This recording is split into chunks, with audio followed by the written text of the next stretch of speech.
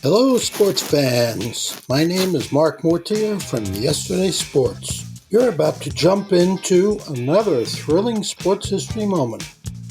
But first, let's dive into today's sponsor, just in time for the holiday season.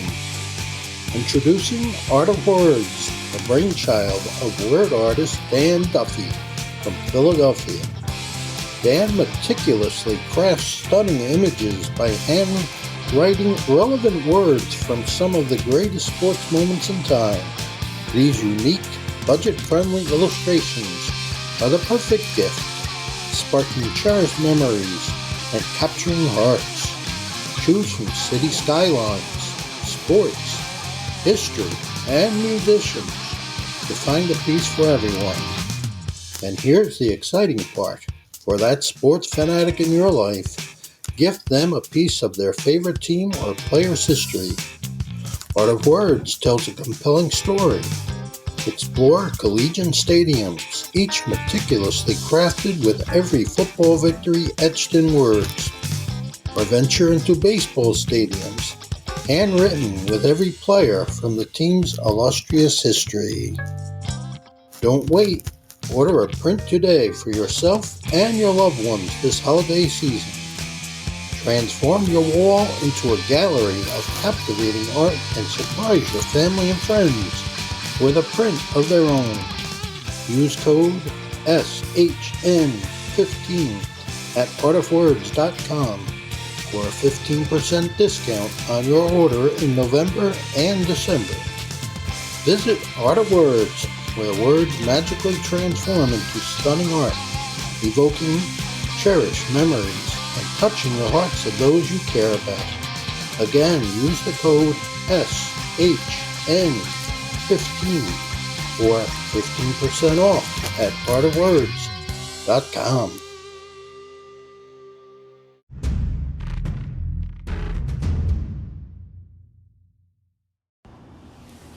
Welcome back to episode 2.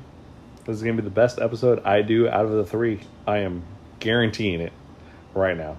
I'm slapping the Joe Namath Super Bowl 3. We're going to go out there and beat Johnny Unitas, and the Baltimore Colts win. That's what we're doing, okay? Episode's going to be Mount Rushmore / Dream Team, okay? We got a few rules here. We're going to have championships don't matter. Doesn't matter if you've got 6 like Jordan, 11 like Russell, or 7 like Brady. Doesn't matter, okay? You get players from any era. You can't pick a player, the same player from a different team. That's all there is to it. So you can't pick Brady of the Patriots and also Brady of the Buccaneers. Like, that's not how that works. And that's a really bad example because quarterbacks, we're only going to get one. That's all we're going to get. So, but say, I don't know, who's Pujols? Albert Pujols. You can't have Albert Pujols with the Cardinals and Albert Pujols of the Angels. He can't be your 1 and 2 first baseman. That doesn't work. Okay? And no more than 3 players from the same team of any team.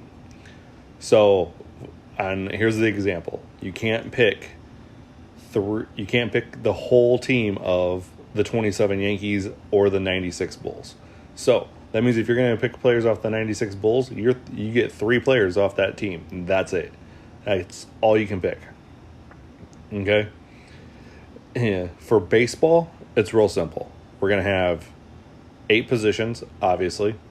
You get your position players, and then for pitchers, you're going to have a 1 lefty, 1 righty, and a closer. Okay?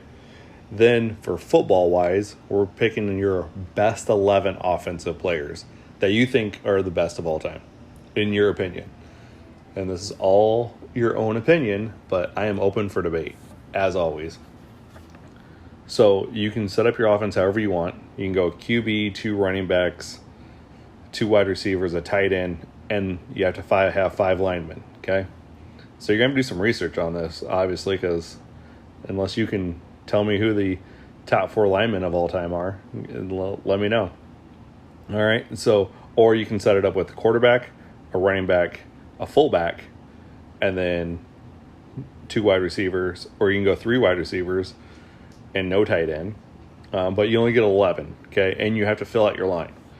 Defense, we're going to play, you get 11 guys on defense, and then you have to pick a defense and stick with that defense.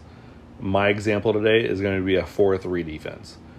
4-3 defenses are my favorite, okay? For basketball, we're taking your top 12. It doesn't matter, but you have to fill out each position, okay? So if you want to go guard, that's fine, but I prefer the old method of point guard, shooting guard, small forward, power forward, and center. So that's how I'm going to set mine up. Hockey, and we're going to do 3 lines here, okay? You're going to get 3 goalies, and then you're going to get 3 lines. So that means you get how many players on a hockey team? You get a total of 6 defensemen, and you get a total of 9 forwards. Okay? I know my hockey fans are going to kill me because they're like, that's too many players for a hockey team. I'm like, that's fine. It's my show, and I'm going to run it how I want to. Enough said. Okay, before we get into the teams, though, here are going to be, I like to do individual sports as well, just to say, spark a little bit more debate. A lot of people don't know some sports, so here are a few of my favorite individual sports figures. Men's tennis, you have Rafael Nadal. Okay, no, I mean, he just won his 21st Grand Slam. I think that's most by a men's tennis player of all time. Women's tennis is Martina Navratilova, 59 women's titles.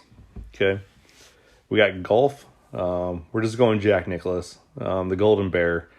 Real simple, real easy to choose from.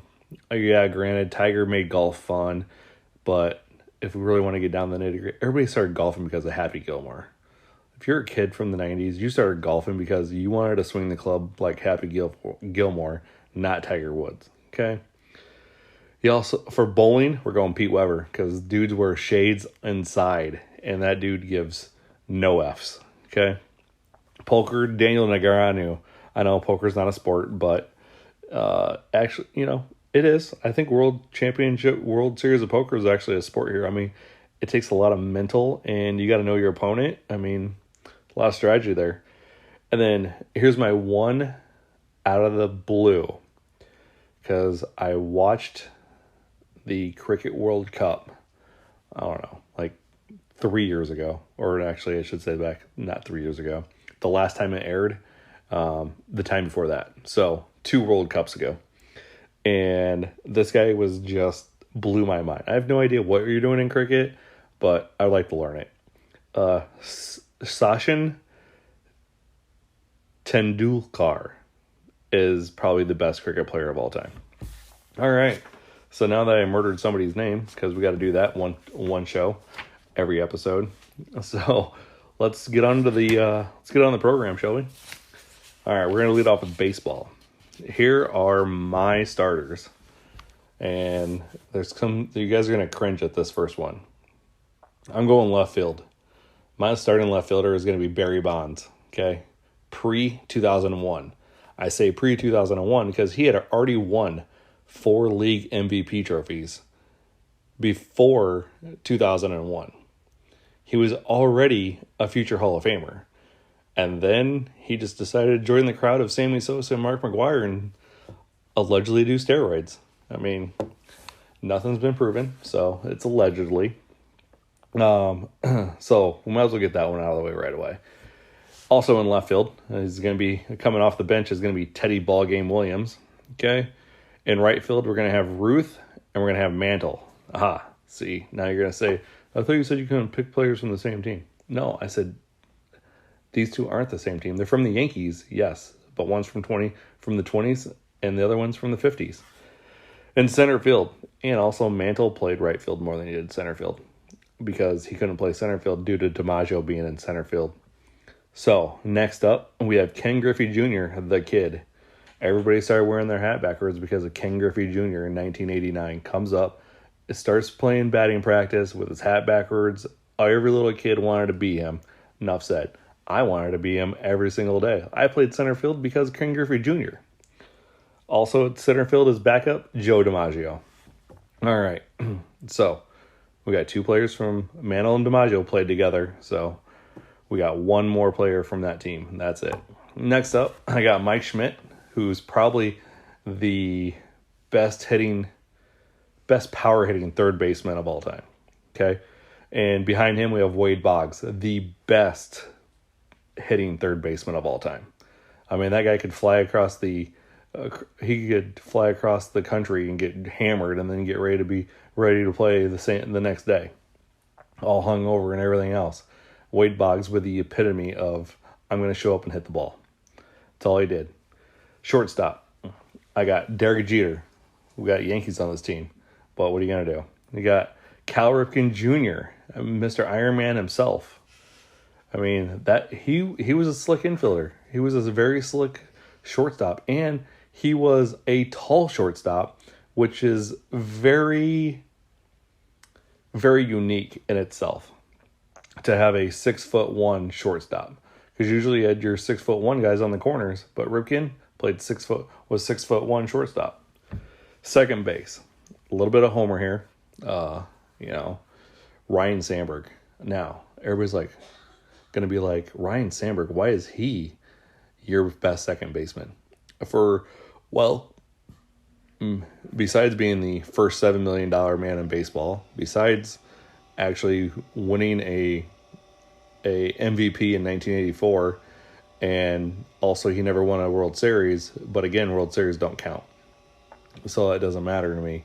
He also had more airless innings than anybody else. He also had more gold gloves as a second baseman. He also batted .289. He also had drove in runs. He batted second, and he was a 30-30 guy at one point. I mean, he was the epitome of a player that went out and played the game the right way every single day. And win or lose, he put it all on the field every single day. Another guy, my other second baseman, Jackie Robinson. I mean, let's be real. Jackie Robinson probably would definitely have been the steals leader if he didn't play in the 40s. That guy was fast. I mean, he was a track star at UCLA, for crying out loud. He could steal home. He wasn't afraid to steal bases. Baseball right now has gotten away from stealing bases, and I think that's kind of hurt the game.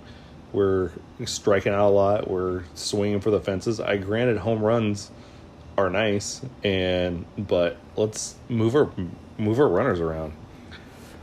First base, we got Gehrig, and I mean, I don't have to tell you any more about Lou Gehrig. The guy was just a beast. He would be good in any decade forever. He was just a really big farm kid from North Dakota. All right. Behind him, we have Albert Pujols. Okay. You can take Albert Pujols from, I prefer St. Louis because I think he's kind of died off since he's gone to the Angels. All right. Next up, we have catcher. I got Josh Gibson. He was by far one of the greatest Negro League players of all time. Obviously, they didn't keep very well records back then, but he definitely hit a lot of home runs. Some people say he hit about 900 home runs. The guy could catch, and he played with Satchel Paige, and he played with Jackie Robinson, and he was a very, very, very good baseball player all around. And if he didn't have a temper, I bet he probably would have been the first one up. But that's where we're at. Behind him is Johnny Bench, another guy that just had the build to just go out there and play hard every single day. Johnny Bench was just a rock behind that big red machine in the 70s. For pitchers, got to go with the big unit, Randy Johnson, 6'10" lefty out of Seattle. He started with Houston, I believe. That's who. No, that would have been. Anyway, he came up with the Mariners. He won World Series with the Diamondbacks. I mean, the guy is 6'10", dominating lefty. Okay. On the other side, as my right-handed pitcher, I got Walter Big Train Johnson. I mean, this guy would mow down hitters in the 20s and 30s all day, every day. I mean, he did get the Washington Senators a world championship.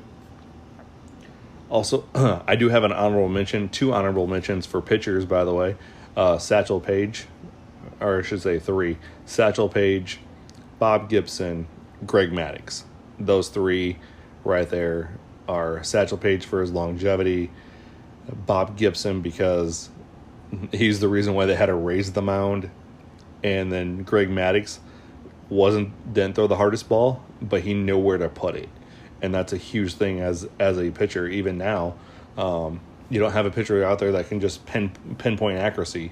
Kyle Hendricks of the Cubs can do it every once in a while, but there's not that pitcher that is just going to get it in there for a strike when he needs to.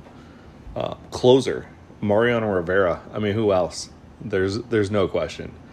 There's a lot of Yankees on this team.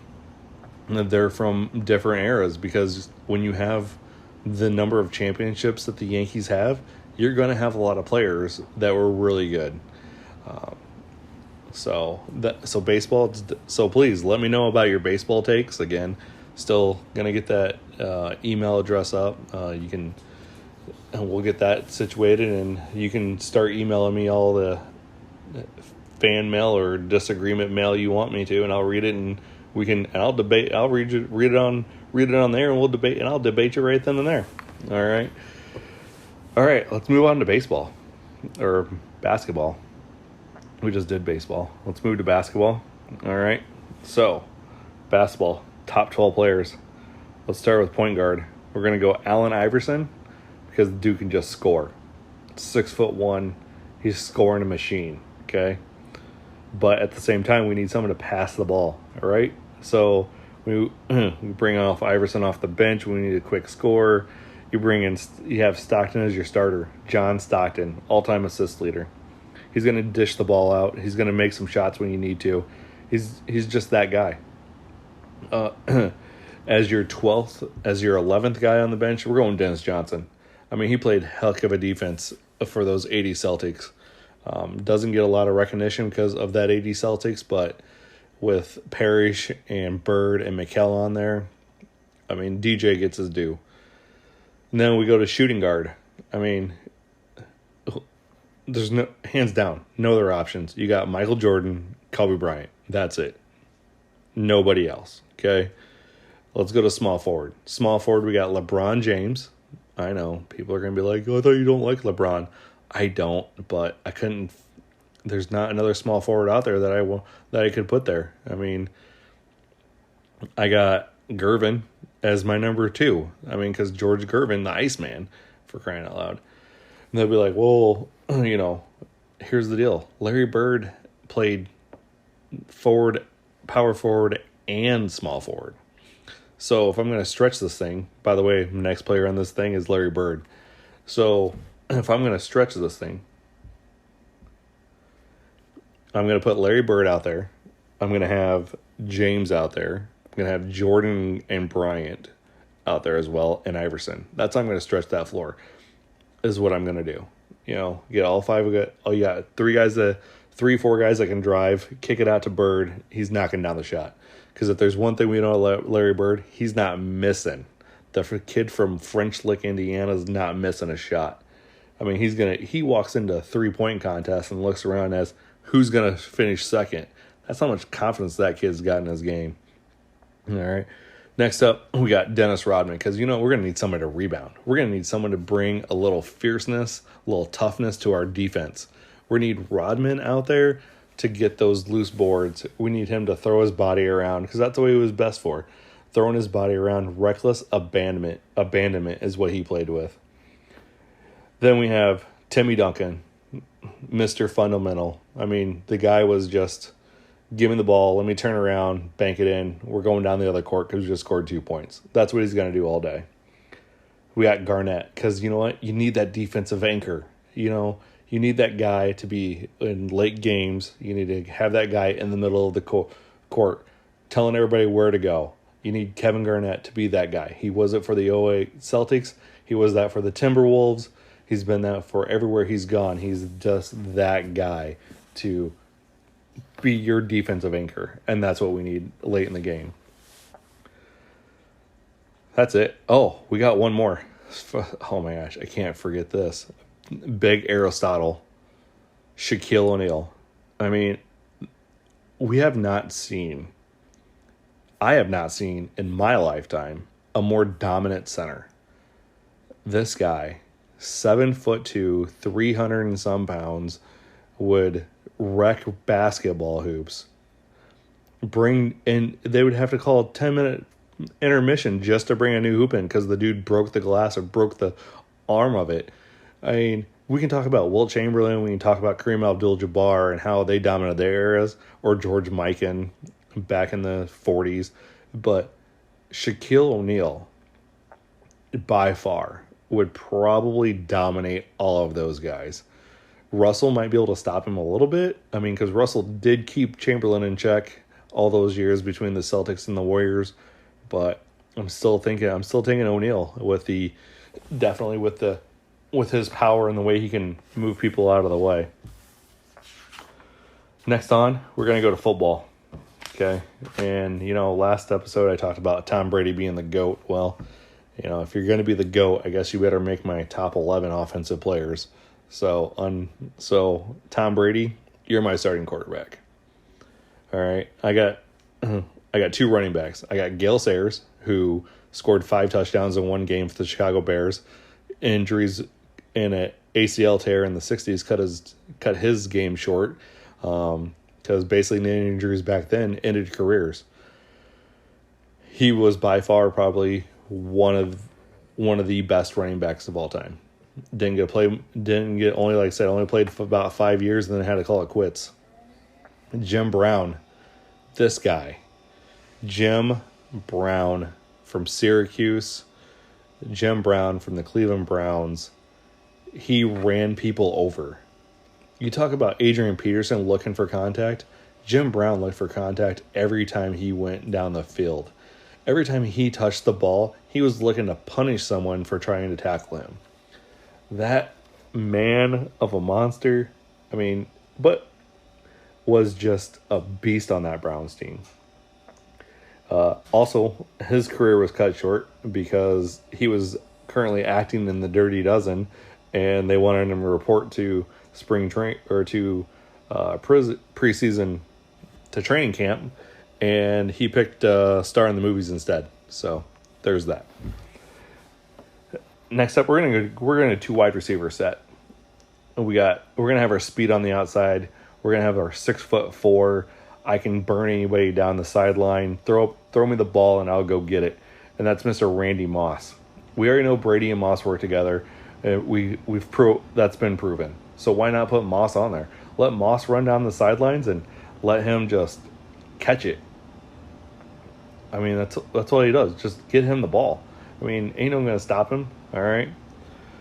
And then you have the GOAT at wide receiver, Jerry Rice, the man that could catch anything, the man that wasn't even that fast at his 40, but you put him on a football field and he'd figured a way to beat you on the football field. So we got Jerry Rice. We're gonna have him as our underneath guy. Tight end, we're going with Tony Gonzalez. I understand Rob Gronkowski is the big thing. Mr. Brute Force himself. George Kittle's nice. Travis Kelce's nice. But Lance Allworth was nice. Mr. Kellen Winslow Sr. is a nice pick at tight end. But Tony Gonzalez is probably the most underrated tight end of all time and should be really listed. I understand, Tony G's not for everybody, but he did everything. I like Tony Gonzalez a lot. That's why I put him on my list. Enough said. And it's my list, and I'll make it however I want to. All right. For tackles, we're going Jackie Slater and Art Shell. Two behemoths of men on the end of that line. That's going to just open up room everywhere. On the inside, we're going to go with Alan Faneca and Larry Allen. Two more big guys on the inside. I mean, you could throw in Steve Hutchinson in there. He's cool. He's great. But I think Larry Allen and Alan Faneca can just open up holes. They just explode your linemen off the ball, get you, and then have those holes open for Sayers and Brown just to run down the field. Wow. Crazy. And then at center, we're going with Jim Otto from the Raiders. Again, another big guy. Another guy that could hit you hard and move you out of the way. And that's what we're looking for on our line, is we want to get people out of the way to let our backs run in. Just think of that nice little pocket Brady would have with those five guys. He could just be able to toss balls all day long everywhere. All right, now let's go with our defense. A little 4-3 defense here, okay? We're going to go defensive ends. We got Charles Haley and Bruce Smith. We got your fast guy with Haley. We got your power guy with Smith. I mean, you got a good equal opportunity here to get to the quarterback with just your DNs. Okay, plus Smith and Haley both know how to contain, as they were former linebackers in college. So there we go. On the inside, we're going to go with Warren Sapp and John Randall. I mean, look at those two guys. Two 300-pound, well, Sapp's probably about 300, and then you got Randall about 285, and those guys just nailed the ball carrier down. It's what they did.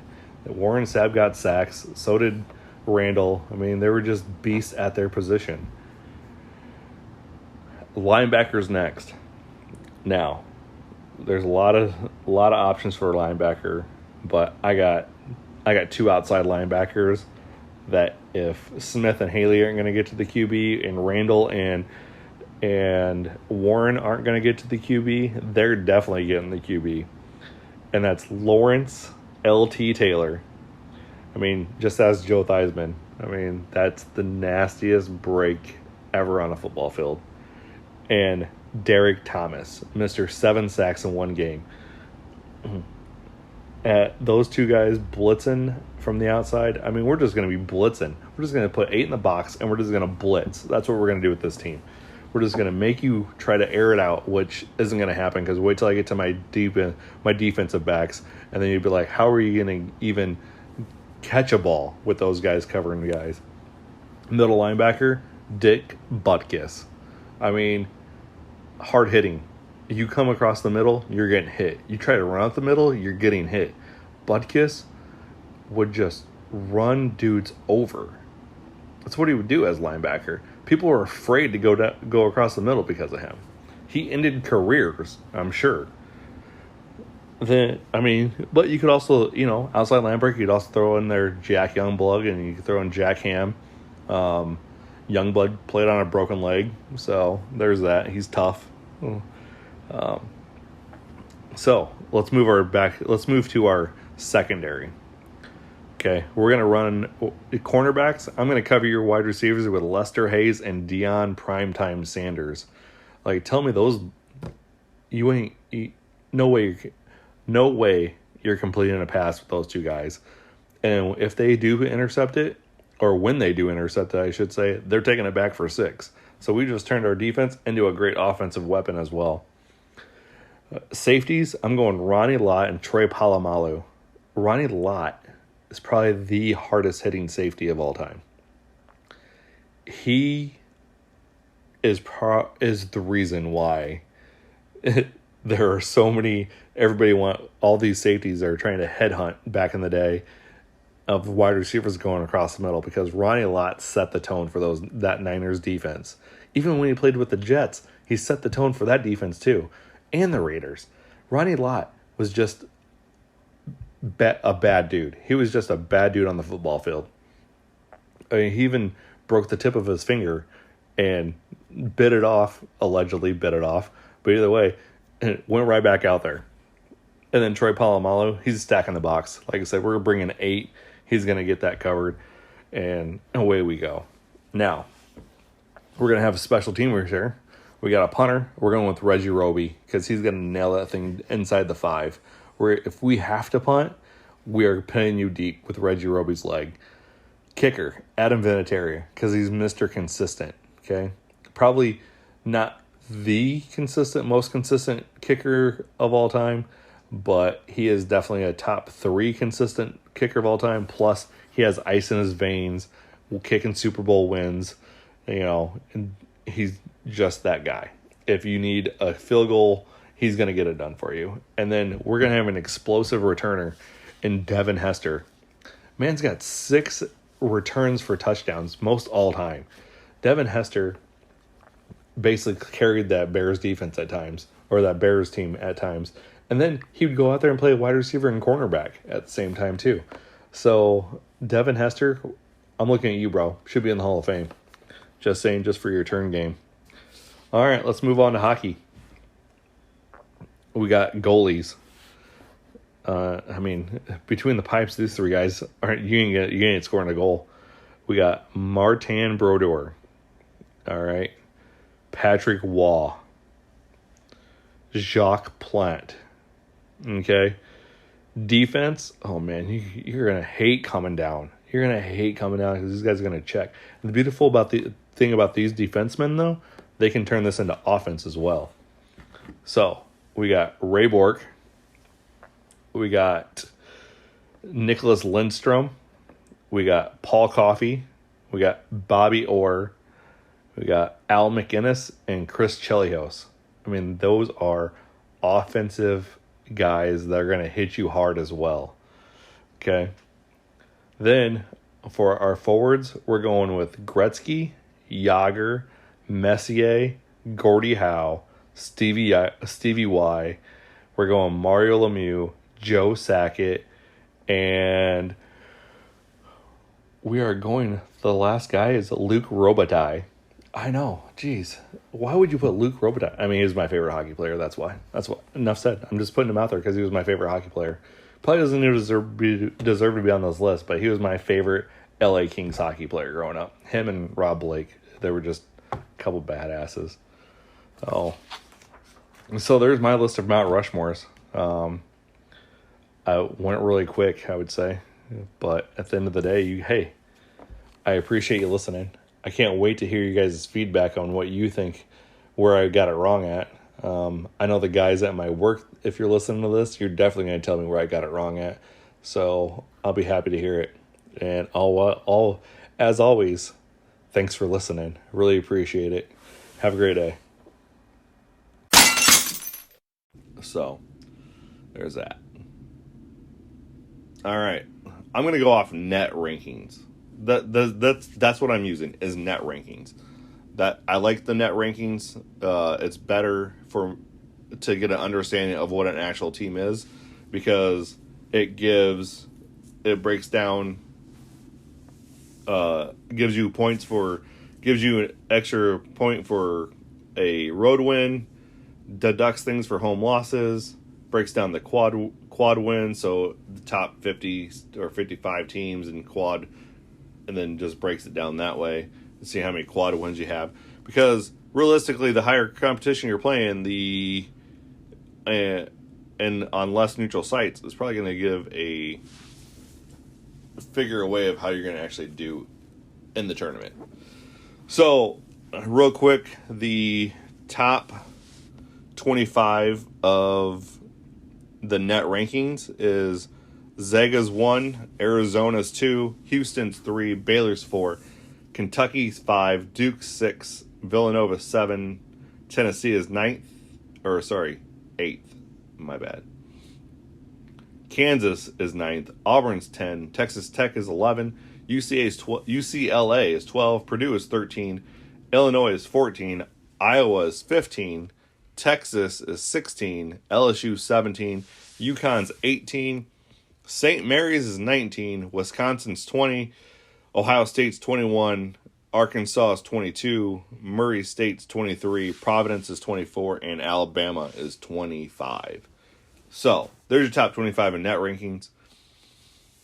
guy also, Mr. Phil Journal 5, has also stated that Wisconsin's got like the third most quad one wins, but yet, as you can tell by their net rankings, which is their offense efficiency minus their defensive efficiency, and then they get deducted for home wins, road wins, home losses, road losses, and then neutral gets a little bit of who you're playing. So, yeah, Wisconsin's sole owner of the Big Ten title. Okay, Wisconsin's probably going to get a 2 or a 3 seed depending on how well they do in the Big Ten tournament.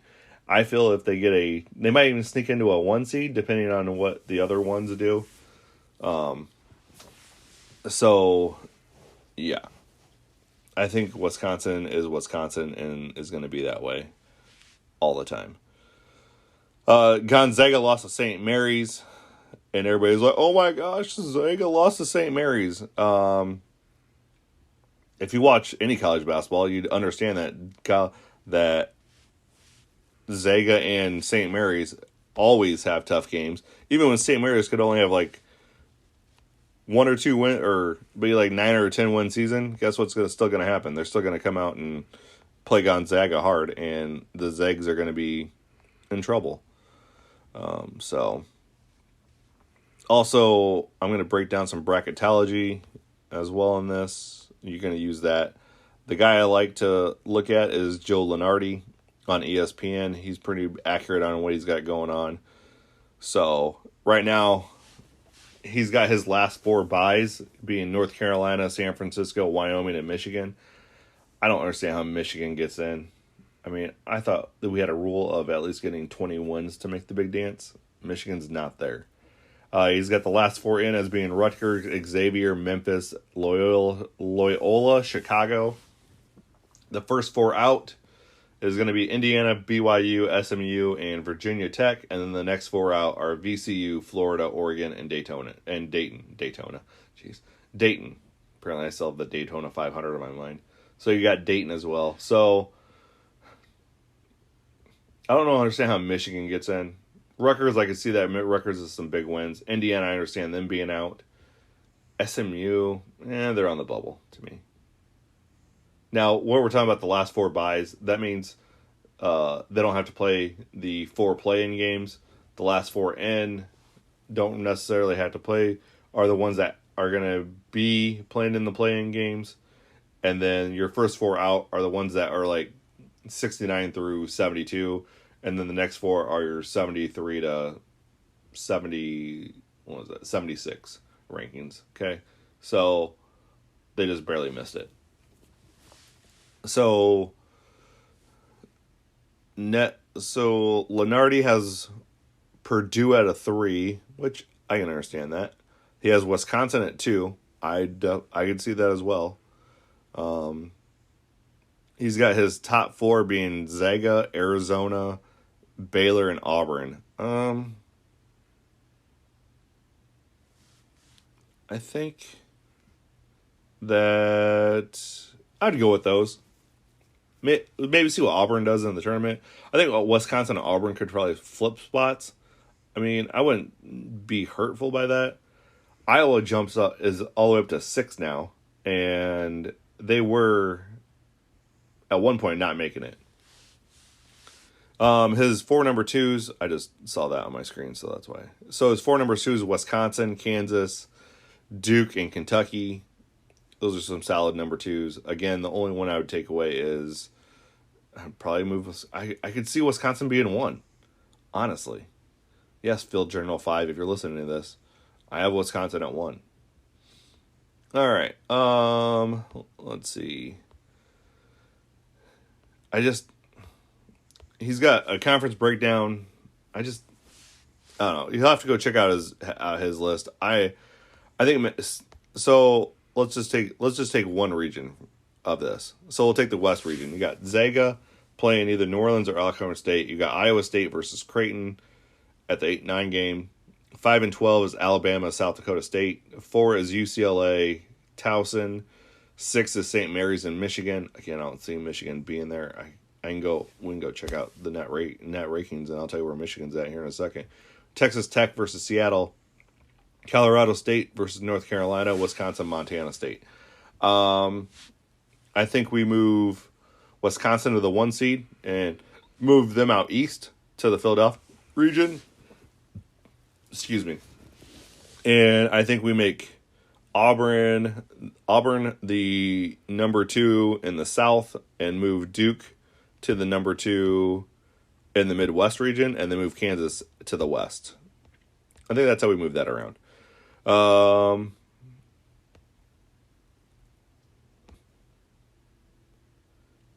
I'm looking at here, and I think Iowa can make a deep run if this is the bracket that comes out. I think Michigan State can make a pretty good run. They're going to be a 7 seed coming out of Indianapolis against Notre Dame and Kentucky and Longwood. I think Michigan State and Kentucky would be a good matchup, 2-7. Again, I would take Auburn over. Yeah, because right now they got Milwaukee. So they got Milwaukee as a site. Okay, Wisconsin's a 2 seed, so that means they're going to be the top 2. So just make them the 1. I don't think Auburn's that great. I mean, they were the number 1 ranking for a little bit here, but I like Rutgers at a 12. San Diego State, we'll see how they do in the tournament. They're not really that hot this year. UConn's been on fire. Like, it looks like the old UConn teams. Duke is, I think Duke, if the Duke bracket goes, so Duke's in the South right now, okay? That's how he has it. I'd obviously move him elsewhere. Move him up. Okay? But he has him in the South, so they got him coming out of Greenville. So Baylor is 1 in that rank, and they're playing at Fort Worth as the host site there. So Baylor would beat Norfolk State, play Marquette or Miami. I don't think either of those are really tough games. So Baylor's getting at least to the Sweet 16. Then, UConn versus Rutgers or Loyola, Chicago, Houston, and Toledo. Think UConn gets there out of that. Gets to the Sweet 16 out of that. Ohio State, Davidson, Tennessee, Texas Tech, or Texas State. I think Tennessee gets out of that one.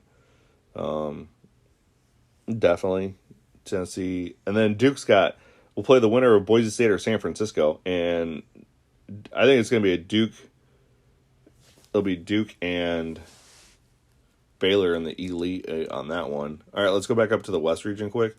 Zago would play the winner of the Iowa State-Creighton game. I think Creighton pulls that game out. Sorry, Iowa State fans.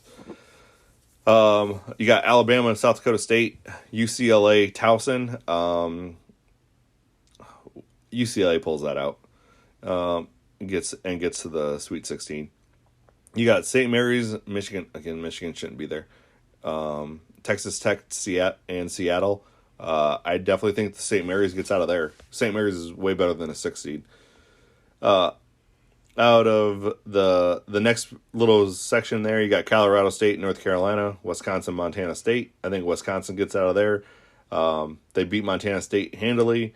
Then they have a little fight against North Carolina, but get to the Sweet 16 anyways. So then you're left with Zaga, UCLA, St. Mary's, and Wisconsin. I think St. Mary's can pull it out and beat Wisconsin, and I think we can have a Zag. I think we could actually have a potential Zag St. Mary's showdown in San Francisco if that bracket holds true. And that would be a game I'd definitely want to watch, and I would encourage all you guys to watch as well. In the East, we got Auburn beating Cleveland State or Bryant. We got Seton Hall, Wake Forest. Definitely going to go with Seton Hall there. Wake Forest is up and coming, but Seton Hall's been putting on a show this year too. Arkansas, North Texas, Illinois, Vermont, the next spots, and this is in Milwaukee, so Illinois comes out of that. Arkansas, I know you're in the SEC, made some improvements this year. Then next 4, you got Iowa, Xavier, Memphis, Villanova, Princeton. If Iowa plays Memphis, they might not make a deep run. If Iowa has to play Memphis, they might not have because that Memphis team is finally getting healthy. And Hardaway's got them playing hard. I had Nova and Princeton. that's going to be a good matchup. Even though Princeton's a 14, Princeton's always a good basketball team for some reason. It's like the one thing they invest into as well. Then you got Michigan State, Notre Dame, Kentucky along with. I think that, that setup right there, that little 8-team run right there is going to be the toughest out of this whole tournament, it looks like. So I'm going with